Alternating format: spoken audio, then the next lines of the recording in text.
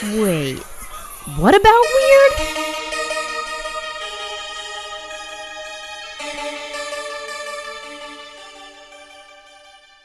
Hi, I'm Elena. And I'm Echo. And this is our podcast, What About Weird? A podcast where we discuss all things weird from cryptids and aliens to strange science and unhinged history.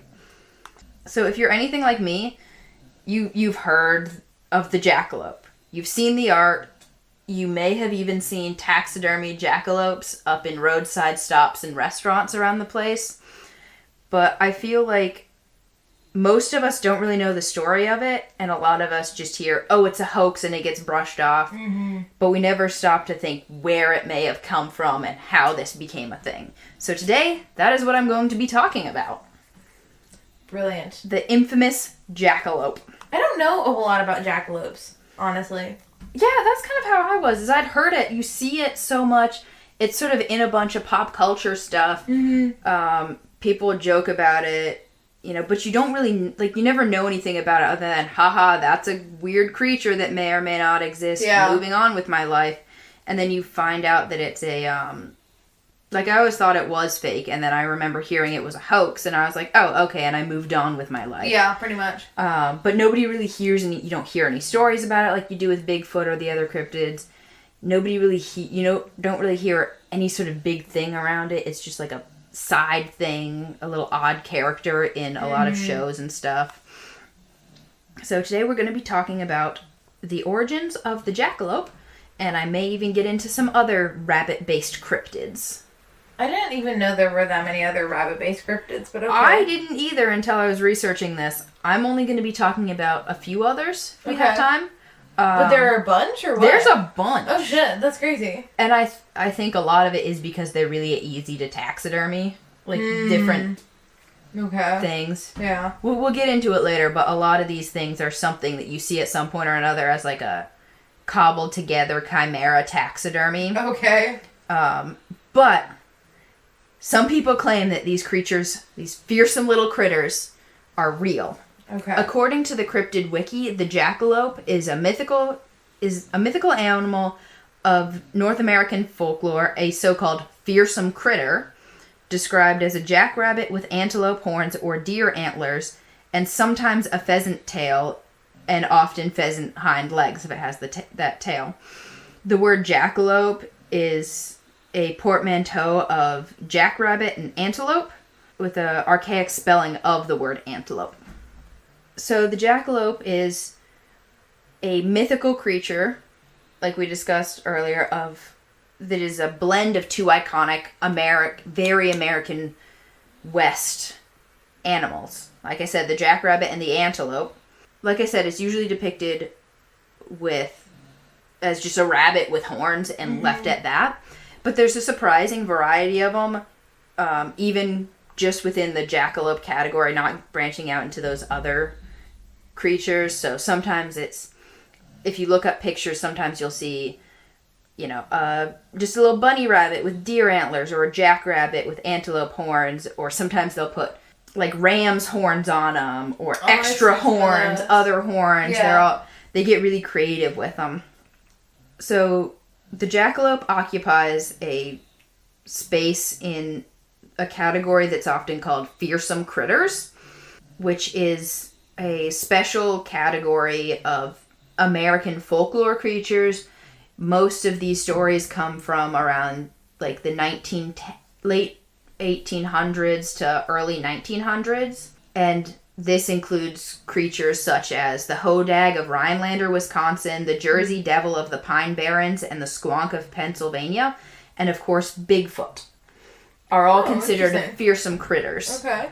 I don't think I would put Bigfoot in the critter category. He just isn't. He seems too big to be a critter, but okay. The hodag is giant, and it's supposedly giant. Yeah, that's true. And I don't know how big the squonk is, but squonk seems like it would be tiny to me. I don't know. Yeah, I feel like the squonk would be like. I feel like the squonk is just a hairless pug. A pug with mange. Yeah, a pug with mange and anxiety. So, a lot of the fearsome critters are just sort of tall tale creatures from American folklore and logging stories. A lot of these are like, these loggers would tell these stories around a camp, or these cowboys, or these like woodsmen of some sort. A lot of them have exaggerated characteristics or like sort of goofy characteristics. Yeah. Sort of obscure, obnoxious ridiculousness. Depending on who you ask, fearsome critters are either totally real and undiscovered, they're just tall tale creations, or they're all just a different name for various it's just a different category for American cryptids. Okay. Yeah, I kind of want to do an episode on fearsome critters, but we'll see, because it's kind of an interesting, the culture around it is interesting. Just the sort of, turn of the previous century, woodsy man, tall tale creatures. That sort of culture around it is fascinating to me. So, the defining characteristics of the jackalope naturally is the antlers on a jackrabbit. They're usually two-pronged and reminiscent of the pronghorn why do I insist on saying the scientific names? Oh God, Antilocara americana.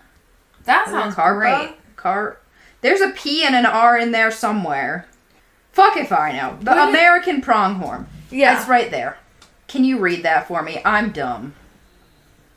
Oh, Antilocapra americana? That looks correct. Okay. Antilocapra americana. Yes, that. I can't word. This is why why speech impediment. I have speech impediment. Okay, where was I? So, a lot of times it's very common to see the taxidermy jackalopes with just regular white-tailed deer antlers, because they're a lot more common. And like I had said, you can see, sometimes you'll see them with pheasant tails or pheasant legs, or they'll add other get a little creative with it and add other things. I've seen a jackalope that had like hooves before. Yeah, they'll sometimes do that, where a lot of times they'll give them the hooves. Yeah. Hooves. The hooves. Hoofs. The size of the jackalope in folklore varies considerably. While most depictions say it's roughly about the size of a normal jackrabbit, so about 10 pounds-ish. Okay. Some other tales get really outlandish with them, and they can be about the size of a medium dog. Oh, wow. And some crazy out there stories speak of the extinct saber-toothed jack, which... Was that a real thing? No, I don't think it is, but we will come back to it. Okay. At least the toothy jackrabbit, and these stories say that they were weighing almost 150 pounds. This extinct saber-toothed jack, which is supposedly a prehistoric version. What the fuck did I do to my notes? What did you do? I don't. Oh, there we go. I thought my notes all disappeared. I just jumped down to the very bottom of the page. I clicked something and my screen went white, and I was like, "Oh fuck."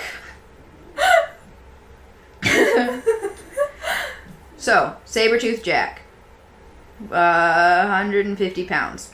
Most common fur for jackalopes is brown, but some of them are just like, a regular jackrabbit. But some describe them as being more of a deer color, so sort of a tawny light brown. Some will say that they're grayish, and most descriptions say that they have a white chest and belly, like a rabbit. So you would think that generally they would be anatomically sized, proportioned, but it seems to be more, they also seem to be comically proportioned, with horns that are too big that practically would be way too big for them to stand. So it's like really heavy, you'd think they just fall over forward all the time.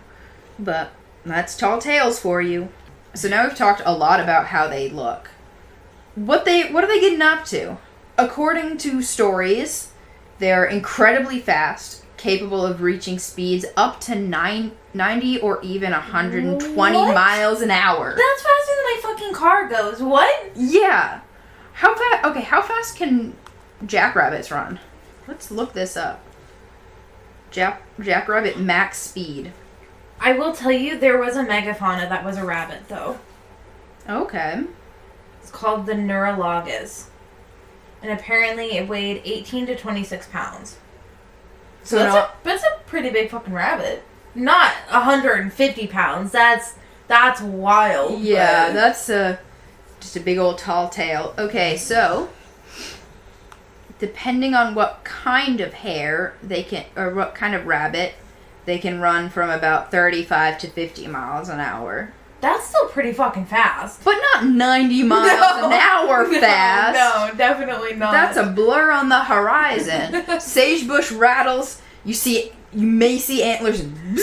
No Gone. wonder nobody can see these things. That's so fucking Yeah, fast. no wonder you can't find them. Supposedly, according to these tall tales, possess a crazy ability to mimic human voices. Ooh, whoa, I didn't know that. And this is actually something that we see a lot with other fearsome critters, is this mimicry. Okay. And you see this some with folklore creatures from other places. But, like, it's said that Bigfoot can sometimes mimic babies crying or people's screams and stuff. You'll see a lot of, like, mimicking people's voices to call them into the woods and stuff. Mm-hmm. But I thought this was a lot more innocent because a lot of the ones you hear are sort of devious and conniving. But they're really good at mimicking human voices, and they do it to sing along with cowboys at campfires. That's so cute. I know, but imagine how creepy it would be, though, if you're a cowboy, just, like, sitting on the range eating your, like, chili, and then you and your friends are singing, and then you just hear a voice from off in the distance pipe up, and you're like, and you don't see anybody. Like, imagine how scary that would be. Like, No, so it's so cute. true. Like, It's so cute if you, like, disembodied saw it, but... singing is one of the scariest things ever. And they supposedly often sing in a tenor voice, which I'm not a musician, but isn't a tenor, that's a high? Yeah, tenor's like mid-range. Mid-range? I Okay. think. I don't know music terms. I know what a bass is, and that's it. Tenor is... one octave below middle C to one octave above middle C, so it's like mid-range. Okay. So... It is the highest male chest voice type, but it's still like a male chest voice type, so... So it would be like a guy with a high-pitched voice. Yeah. Disembodied, high-pitched man's voice just singing out of the woods while you're trying to eat your chili. Oh, that would scare the shit out of me. Yeah. Also, according to these tales, jackalopes only mate during lightning storms, which is why they're so rare. Whoa, okay. I wonder who figured that one out. I don't know. This is all just cowboys being bullshit, I think. It's just cowboys bullshitting everybody. And so another feature of them is that, a lot like me, they have a big fondness for whiskey, and it can be used to lure them.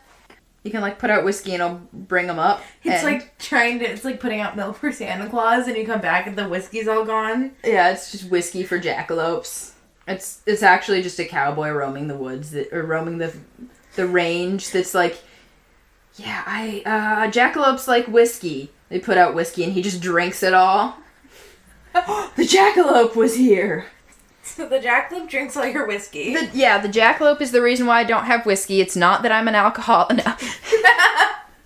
It's the jackalope getting into my whiskey It's stores. like somebody's wife is like, God damn it, you finished all the whiskey again. You're a goddamn drunkard. He's like, it was the jackalope, Marsha. I was trying to catch a jackalope. And she's like, you're always trying to catch the jackalope. I don't know whether I'm gonna divorce you because of the alcoholism or your obsession with a fictional creature. The jackalope ruined my marriage. Put that on a t-shirt and sell it. Okay. So, they have a fondness for whiskey, but they can also be they're considered dangerous and aggressive when they're cornered. Also, like me, when I get enough whiskey in my system, you corner me, I will also get aggressive and dangerous. Let's get into the meat and potatoes of the story. This part of the story. So a significant factor in the The what? The population? Popularization. Okay, that is a hard word. Yeah, the double P's get me there. The P-O-P. The popularization of the jackalope is a well-documented taxidermy hoax, this is why a lot of people brush it off as a hoax, is because of this.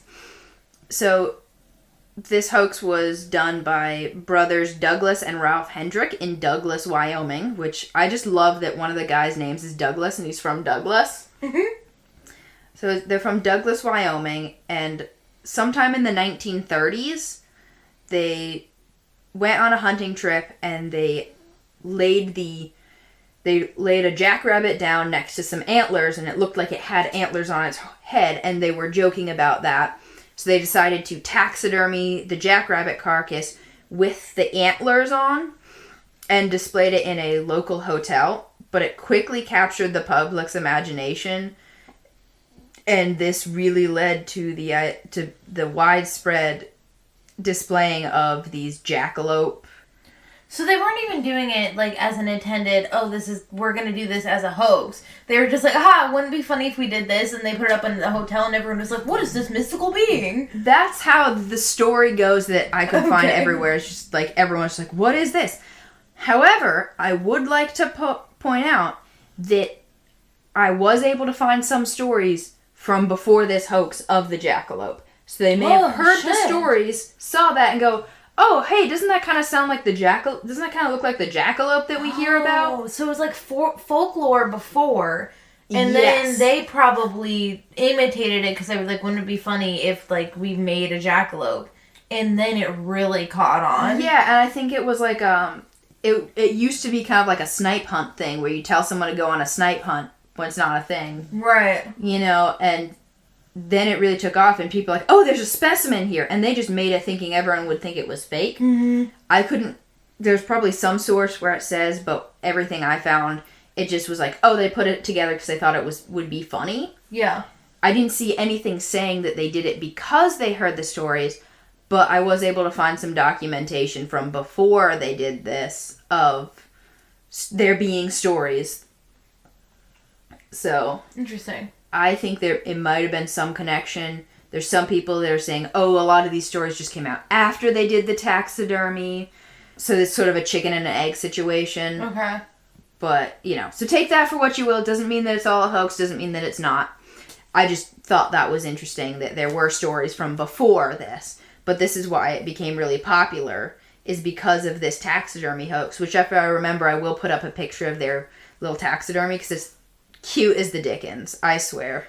It's so cute. It's got a little, like, happy, chibi little smile on it. It's just so happy and content, this little jackalope. So, Douglas, Wyoming, where those brothers were from, adopted the legend of the creature, and it sort of became the town's branding. It became, like, the town's thing, because it was on display in Douglas, and then everyone sort of knew it for that era, so it became the thing of Douglas, Wyoming. Mm-hmm. But it spread outside of Douglas, and it's become a big thing throughout a lot of the West of putting them in little tourist traps or selling touristy taxidermy jackalopes, throwing the image of jackalopes on stuff. There's like breweries that are called like Jackalope whatever. There's bands from Wyoming that are called like the Jackalopes or Hunt the Jackalope or different stuff like that. So it really took off. And it's sort of, from a lot of things I could find from sources inside and outside of Wyoming, is it's sort of a running joke that is it real, is it not? Some people believe it is, some people believe it isn't. But for the most part, it's kind of a thing that you convince outsiders is real and just watch them do tomfoolery. Like I was saying with the snipe hunts and stuff of telling people that it's a real thing. Now, if you go to, like, any oddities expo, there's going to be taxidermy jackalopes there, and I went to Yellowstone one time. I swear to God, every single restaurant had a taxidermy jackalope in it on the way to Yellowstone and back. Oh, wow. I've heard a lot of people that go out there are like, yeah, there's a taxidermy jackalope in every other thing. I saw one picture of a restaurant in somewhere in Wyoming of just a bunch of different varieties of jackalope just up on the wall. Douglas, Wyoming has embraced this so much to the point where they've started selling jackalope hunting permits. Oh, but my if you God. actually take time to read it, it's very obviously a joke, because it'll say that the hunting season for jackalopes is June 31st from sunrise to sunset only, and the permit includes the quote-unquote history of the jackalope, which describes the observation of this trapper, which I'm assuming is not real, named Roy Ball, who describes the jackalope's mating rituals during those thunderstorms I was talking about, and just all this, like, fake information, very obviously, like, fake stuff. But it's really become this big, elaborate thing among Wyomingites. What do you call someone from? I actually have no idea. We decided if you're from Kentucky, you're fried chicken. If you're from Wyoming, are you just a cowboy? Everything I know about Wyoming comes from the Longmire books. So, what do you call someone from Wyoming? A Wyomingite. A Wyomingite. Gotcha. Okay. So weird. Okay. Other less common terms include Wyomingin or Wyoming. I like Wyoming. That sounds fun. But I like Wyomingling. Wyomingling is just fun to say. Yeah. Oh, in Spanish it's Wyominguita. Okay, Wikipedia. Okay. So, you're from a state right next to Wyoming. What do you call people from Wyoming? Just those people over there? I have never referred to somebody from Wyoming. Like, ever. Well, Wyoming is the least populated state, I think. I think so, too. After, I think it's, Wyoming and Alaska or something. Yeah. That seems about right. Oh, she's pulling up a map. What you just doing? Looking at stuff. You're just trying to see how badly I know geography? It's just really funny because Wyoming literally is right there, and I think about it and not ever at all. Yeah. I think the only reason you and I ever think about it is because of the Longmire series. Yeah, honestly.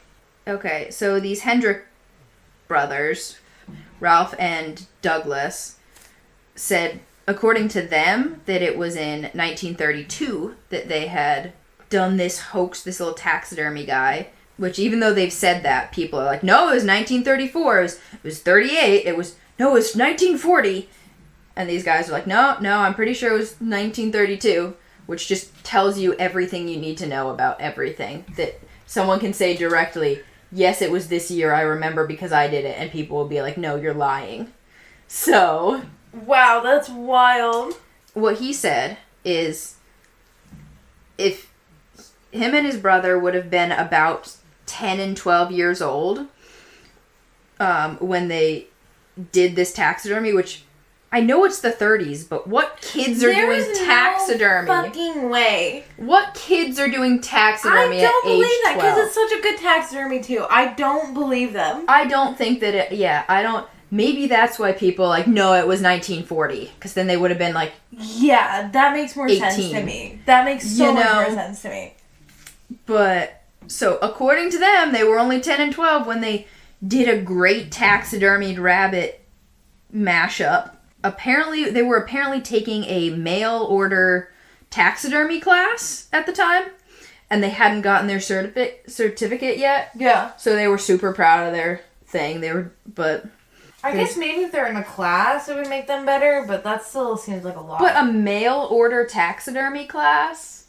I feel like, having done online classes, I feel like a mail order would be even worse. So they just send your taxidermy equipment in the mail and then you send them back your taxidermy? How they grade you? Yeah, I don't understand how that works at all. Are they just sending you pamphlets? They just pick up roadkill and put it in your mailbox and they're like, here's your taxidermy kit. It gets to you, it's half rotted. Professor, I can't do my class. My homework rotted away. My dog ate my homework. It's so good. Okay, so their dog did not eat their homework. And when they sold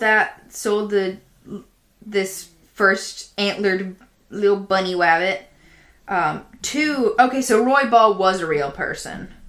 I just assumed he was fake because all the information they gave was fake. But they sold it to Roy Ball for only $10. And so then he made up all this shit about jackalopes? Well, I guess that would have been $10 at the time was like probably about $100 now, though. But, so Roy Ball was a real person. I just haven't looked at my notes for a while, and I assumed Roy Ball was a fake person because it was on the fake jackalope hunting license. So, sorry, Roy Ball, my bad. So he displayed it on the wall of the Hotel Labonte. I think that's how you pronounce it. Hotel Labonte in Douglas. So, here's some theories of the jackalope.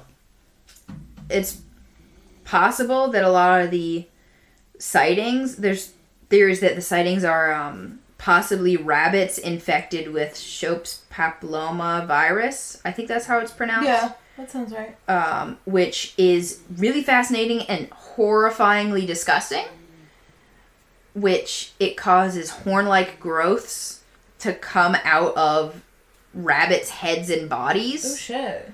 And this can make them look very, like, demonic and creepy. If you have not seen pictures and you don't have... If you're squeamish, don't look them up because they're gross and weird and it just looks... But it is fascinating. Yeah, that's a really good explanation for it, though. I mean... Yeah. Yeah. Yeah, I mean, when you see rabbits with horns coming out of their cheeks and their, like, chins, you're like, okay, maybe that's not it. But when they're coming out of, like, their heads, you're like, okay, I kind of get that. Yeah. So that's one theory. Again, another theory is this just a taxidermy joke. Which, speaking of taxidermy, we should go to there's a taxidermy museum not too far from us. And I want to see if they have any jackalopes or any weird chimera things. They have to. They got to. Yeah. But... So, some people say it's just this taxidermy joke. And some people say that, like I was saying earlier, that there were these stories and then they did the taxidermy. Mm-hmm. So, some people are like, oh, it's an actual creature, whatever, or it's just... I've also seen theories that people were just seeing rabbits with, like, trees behind them that looked like antlers. Or, like, bushes coming out from behind their head that looked like antlers. It's a bush? Yeah, like, I think whoever decided that needs glasses. So, yeah, there's a lot of stories going around at the time, and I would like to point out that there's a lot of stories of similar creatures in Germanic and Scandinavian folklore. Interesting. And I would also like to point out that a lot of Wyoming white settlers, were Germanic and Scandinavian. Holy shit, I never even thought about that.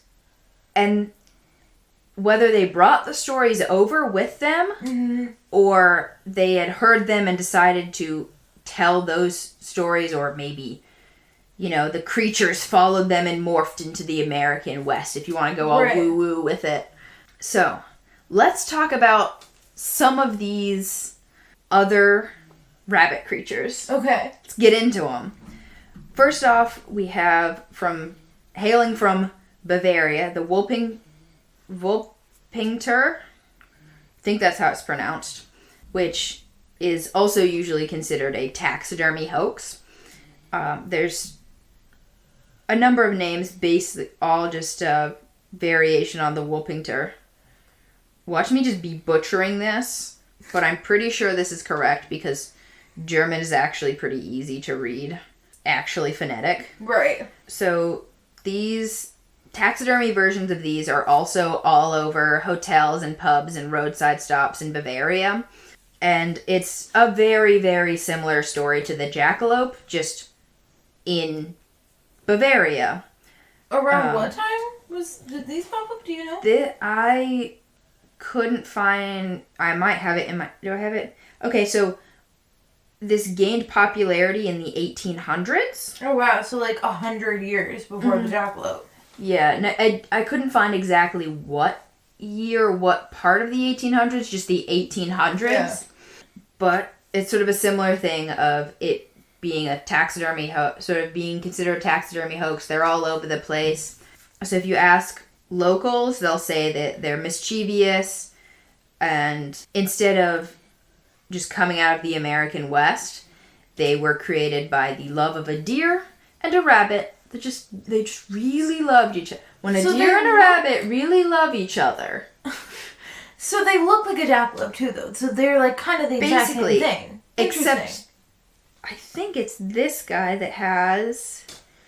I'll get into the descriptions of them later, but it's for the most part the same thing. Okay. Yeah, so usually body of a hare and the horns of a deer. Okay. People would also modify them, and they sort of morphed into having, like, wings. So it had the antlers and the wings. Interesting. So got a picture for you. Like bird wings. Yep, bird wings. Usually duck wings. Okay. And some depictions of them have little fangs, which is why I said, remember the saber-toothed jack with the fangs. Right. Which I think is interesting that they had the fangs, they had that, and they brought it over, and then there's these stories of the saber-toothed jack and also the jackalope. The wings are interesting, too, because you said some of the jackalopes in America have, like, the pigeon tails. The pheasant tails. Yeah, which I think another parallel. Like I said, they sort of became popular in the 1800s with taxidermists sort of doing a joke and stitching body parts together to create different versions of these creatures. Mm-hmm. Some with little teeth, some had different bird wings, different modifications. Some had like the back end of birds, all kinds of different things. But for the most part, it boiled down to these creatures boiled down to rabbit with antlers and wings. So these were also sold like to tourists and sort of, again, the exact same thing as the jackalope. Sold to tourists, told that it's a real thing. It may or may not be a real thing. So they were even exhibited in German hunting and fishing museums in the 20th century. And they still have some of these on exhibition now, just because it's sort of a bit of a history of the stuff that came, even if it may or may not be real. Okay, so they're said to live in the Wulpinger, lives in the forests, the alpine forests of southern Germany, again in that sort of Bavaria area. And a lot of people would tell this to hikers and tourists that were passing through of, keep your eyes up with the Wulpinger. Keep your, they could be out there, you never know. They're so rare, you might catch a glimpse of it. But they were told, you may not see them because they're super, super shy and they're very hard to approach. They hear you coming, they'll bolt. So if you see one, you're so lucky. Keep your eyes peeled. So that's the Wulpinger. Now let's move over to Sweden, where we have this Skavader. I don't know how to pronounce Swedish words. I think it's the Skavader. Skvader? Skavader? Yep. Der. Skavader. I think that's the correct pronunciation. Yeah. I don't know how else you would say it. Like the Wulpinger, it is rabbit body, and instead of having horns, it just has the wings. It tends to be the body of a wood grouse. What does a wood grouse look like again? It's just a brown bird. Oh, okay. It's just basic brown bird. Okay. So rabbit head, grouse body of a bird. Yes. Okay. Sometimes has like rabbit front legs. It's like a mermaid situation where it's everything from like the mid-torso up. Okay. Is rabbit, and everything down is wood grouse. Plus wings. Yeah, plus wings. So, yeah, they're in a lot of Swedish folklore, and there is a good history of them, but the tale really started coming up in 1918 when taxidermist Rudolf Grandberg created his own out in the real world, inspired by an illustration of a hunter's tale, which was the tale of the Skavader. Watch me just be butchering all of these words. I'm just like, blah, blah, blah, and then someone's from Sweden is like, no, it's you're pronouncing it way wrong.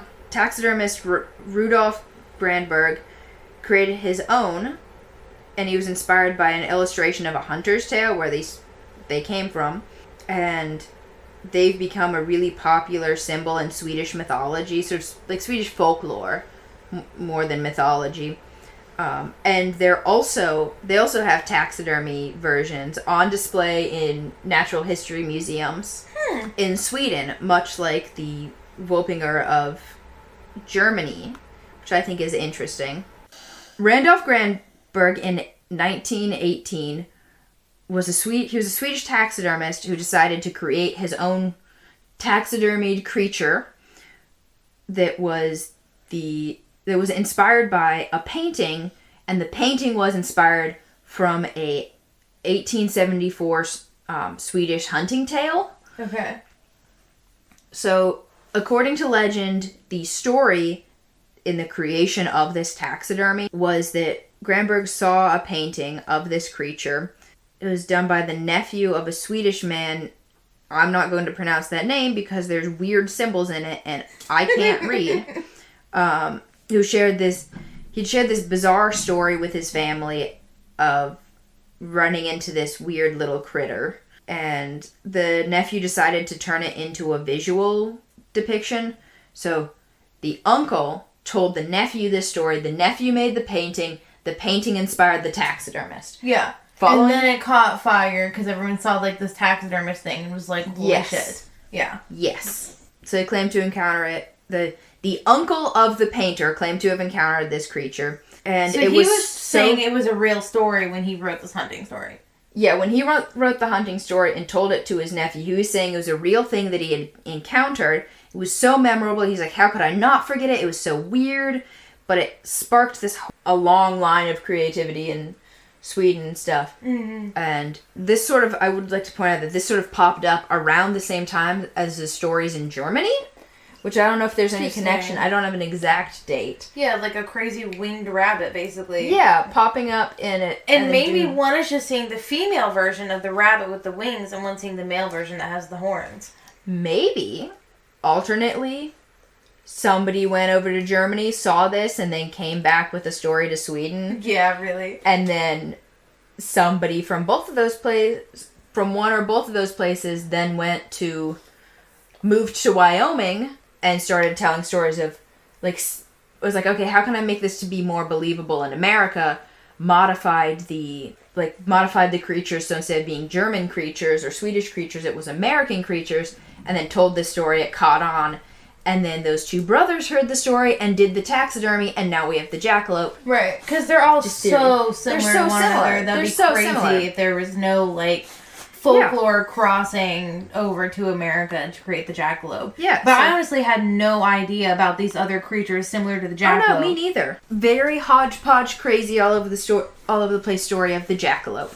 I always just thought it was someone, bullshitting and being, I'd heard the story of the taxidermist brothers from Wyoming, and I always just thought it was that, and then people created stories around it. Yeah. Yeah, I didn't realize there were other countries that also had taxidermy versions that was similar to a jackalope. Before. Yeah, 100 years before almost. Yeah, and I thought it was interesting that I always thought, there's a whole lot of fantastical creatures that people just throw antlers on. Mm-hmm. You want to make something fantastical, just give it antlers. So I always thought it was either something like that or this taxidermy story. But then I started getting into it and I was looking it up and I saw people also search for the Wolpinger and the Skaveter. And I was like, what are these things? Let me look those up. And then I went down a rabbit hole and I was like, oh, these are basically just jackalopes of other countries. I could have gone down a whole rabbit hole of other versions of jackalopes, but I just was like, oh, where are people from Wyoming from? Where are their families from? Mm-hmm. And it was these first two that I came across, which I thought was interesting. Yeah, that is interesting. But yeah, you've seen any jackalope other than the... No, you said you saw the jackalope taxidermies in all the way back from Yellowstone. Oh yeah, and there's some in Colorado too. It's I've seen so much jackalope taxidermy. It's such a big thing, but it's very interesting. Yeah, but yeah, so that's the story that most of us have probably never heard because everyone just dismisses it as a hoax and leaves it alone. Mm-hmm. Thank you for listening. If you liked it, please rate the podcast and share it with the weird people in your life. Follow us on Instagram at whataboutweird.pod, where we often share pictures related to the episodes. We are also on Blue Sky as What About Weird Pod. If you have any topic suggestions or personal weird stories, please DM us or email us at whataboutweirdpod@gmail.com. And always remember to ask about the weird. Bye for now.